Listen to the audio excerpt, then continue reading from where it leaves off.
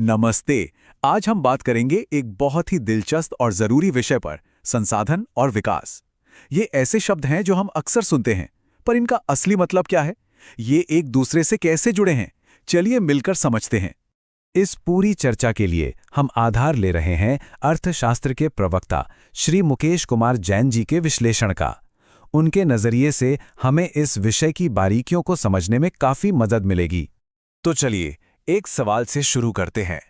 प्रकृति हमें बहुत कुछ देती है, पानी, हवा, जमीन, खनिज, पर क्या कोई भी चीज अपने आप में एक संसाधन होती है?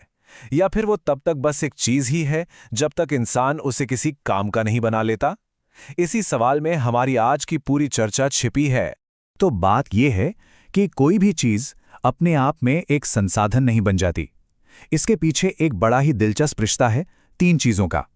ये कोई प्रकृति का दिया हुआ सीधा साधा तोहफा नहीं है। तो इसकी असल परिभाषा क्या है? देखिए, कोई भी चीज संसाधन तब बनती है जब वो कुछ शर्तें पूरी करे। पहली बात, वो हमारी किसी जरूरत को पूरा कर सके।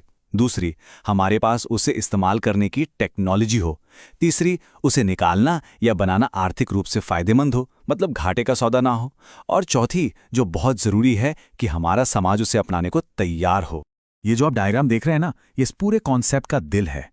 देखिए, एक तरफ है प्रकृति, दूसरी तरफ है टेक्नोलॉजी, और तीसरी तरफ है संस्थाएं, मतलब हमारे बनाए हुए सिस्टम्स। और इन सबके बीच में कौन है? हम, यानी इंसान।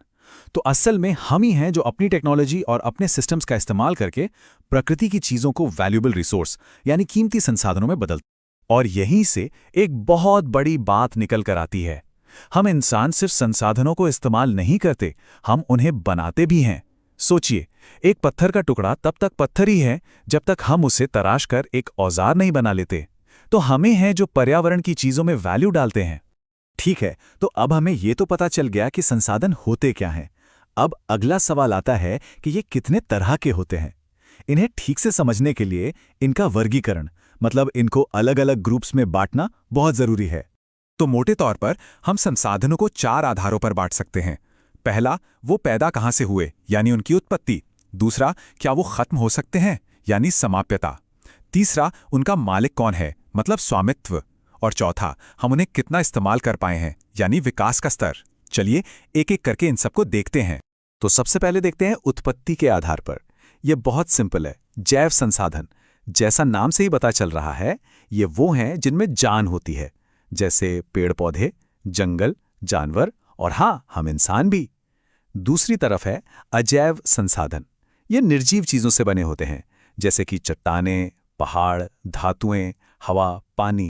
अब आते हैं दूसरे और शायद सबसे जरूरी वर्गीकरण पर, समाप्यता। मतलब क्या कोई संसाधन वापस बन सकता है या नहीं। इसमें दो तरह के होते हैं। पहले हैं नवीकरण योग्य, यानी रिन्यूअल।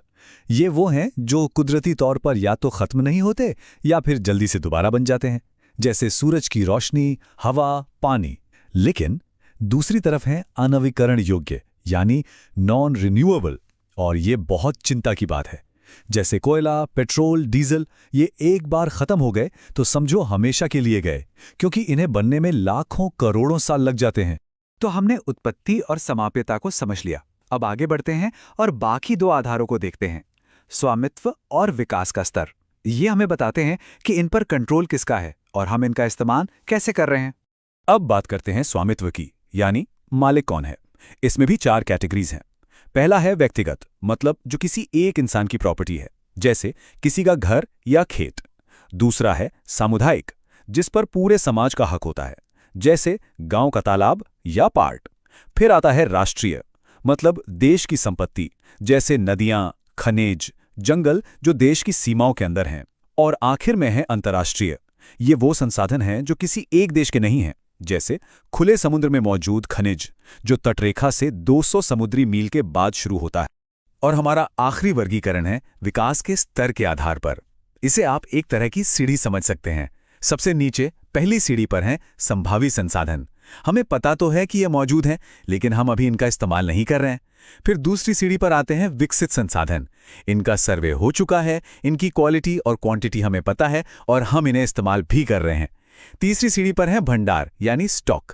ये हैं तो, लेकिन हमारे पास इनको निकालने की सही टेक्नोलॉजी ही नहीं है। और सबसे ऊपर चौथी सीढ़ी पर हैं संचित कोष यानी रिजर्व्स।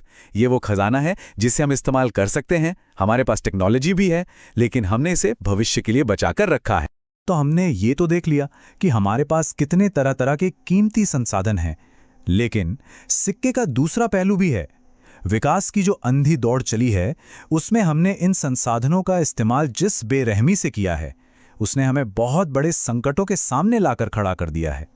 तो सवाल ये उठता है कि इस अंधाधुंध इस्तेमाल का नतीजा क्या हुआ है? जब हम प्रकृति से बिना सोचे समझे सिर्फ लेते जाते हैं तो उसके परिणाम तो भुगतने ही पड़ते हैं। तो वो आखिर हैं क्या?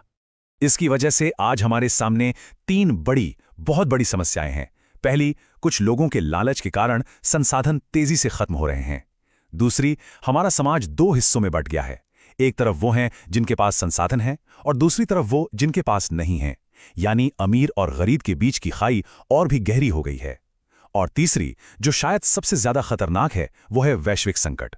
ग्लोबल वार्मिंग, ओजोन लेयर में छेद, प्रदूषण, ये ऐसी समस्याएं हैं जिनका असर दुनिया के हर इंसान पर पड़ रहा है। तो अब सवाल है कि क्या कोई रास्ता है? इन भयानक समस्याओं का हल क्या है?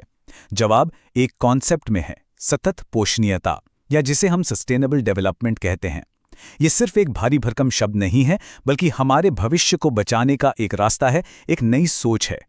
तो ये सस्टेनेबल डेवलपमेंट आखिर है क्या?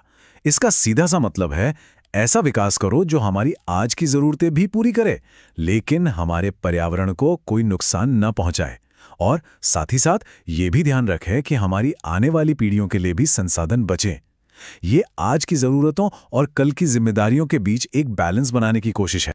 इस सोच को जमीन पर उतारने के लिए एक बहुत बड़ा ऐतिहासिक कदम उठाया गया साल 1992 में। जगह थी ब्राजील का शहर रियो डी जेनेरो। इसे दुनिया का पहला अंतर्राष्ट्रीय पृथ्वी सम्मेलन भी कहा जाता है। और ये कोई छोटी मोटी मीटिंग नहीं थी। दुनिया इस मुद्दे को लेकर कितनी गंभीर थी, इसका पता इसी बात से चलता है कि इसमें 100 से भी ज्यादा देशों के बड़े बड़े नेता शामिल हुए थे। इस सम्मेलन का जो सबसे बड़ा नतीजा निकला वो था एजेंडा 21। सब देशों ने मिलकर इसे स्वीकार किया। इसका मकसद क्या था? मकसद था कि पूरी दुनिया मिलकर गरीबी, बीमारी और पर्यावरण को हो रहे नुकसान से लड़े और सस्टेनेबल डेवलपमेंट को एक हकीकत बनाए। और जानते हैं, ये जो पूरी बहस है ना, ज़रूरत और लालच की, ये हमें महात्मा गांधी की एक बहुत गहरी बात की याद दिलाती है। उन्होंने सालों पहले ही कह दिया था कि हमारे पास हर व्यक्ति की आवश्यकता पूर्ति के लिए बहुत कुछ है, लेकिन किसी के लालच की संतुष्टि के लिए नहीं। मतलब प्रकृति हमारी ज़रूरतें तो पूरी कर सकती हैं, पर हमारा लालच नहीं। तो इस पूरी चर्चा के बाद हम एक आखिरी सवाल पर आकर रुकते हैं। अगर संसाधन हमें प्रकृति से मिले मिलाए तोहफे नहीं हैं, बल्कि ये हमारी इंसानी कोशिशों का नतीजा है, तो फिर एक बेहतर और टिकाऊ भविष्य बनाने का आधार क्या होना चाहिए? शायद इसका जवाब छिपा है संसाधनों के सही बंटवारे में, अच्छी प्लानिंग में और टेक्नोलॉजी के समझदारी भरे इस्तेमाल में। सोचने वाली बात है ना?